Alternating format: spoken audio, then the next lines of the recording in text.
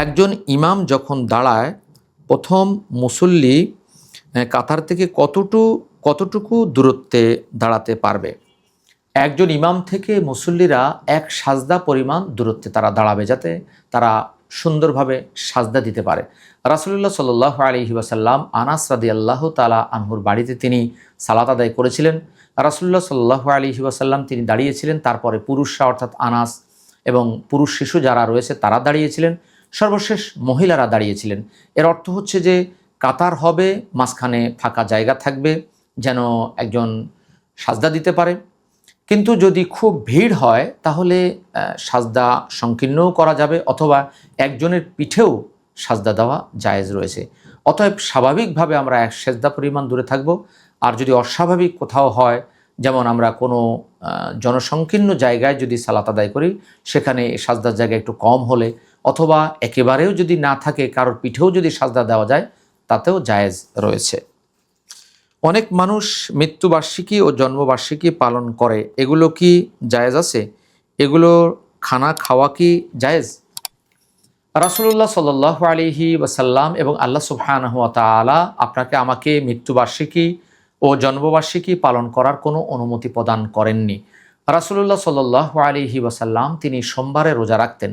এই বিষয়ে তাকে জিজ্ঞাসা করা হলে তিনি বললেন যে, এই দিন আমি জন্মগ্রহণ করেছি, এই দিনে আমার উপর কোরআন নাজিল হয়েছে, এজন্য আমি এই দিনে সিয়াম পালন করছি। অর্থাৎ রাসূলুল্লাহ সাল্লাল্লাহু আলাইহি ওয়াসাল্লাম তার জন্মদিনকে ইবাদতের মাধ্যমে তিনি পালন করেছেন।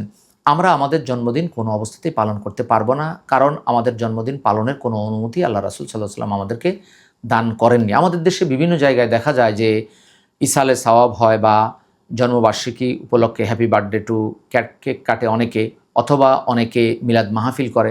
এগুলো ইসলামের কোনো বিধান নয়, এগুলো বিধর্মীদের বিধান। খ্রিস্টানরা তাদের যিশু বা ঈসা আলাইহিস সালামের জন্মদিন পালন করে থাকে, মৃত্যুদিন পালন করে থাকে। এছাড়া হিন্দুরা জন্মাষ্টমী পালন করে থাকে। অতএব এই জাতীয় বিধর্মী কাজ থেকে আপনাকে আমাকে দূরে থাকতে হবে। এটা ইসলামের বা কোরআন সুন্নাহর কোনো কাজ নয়, কোরআন সুন্নাহর কোনো বিষয় নয়। আর এই জাতীয় দাওয়াত থেকেও আমাদেরকে দূরে থাকতে হবে।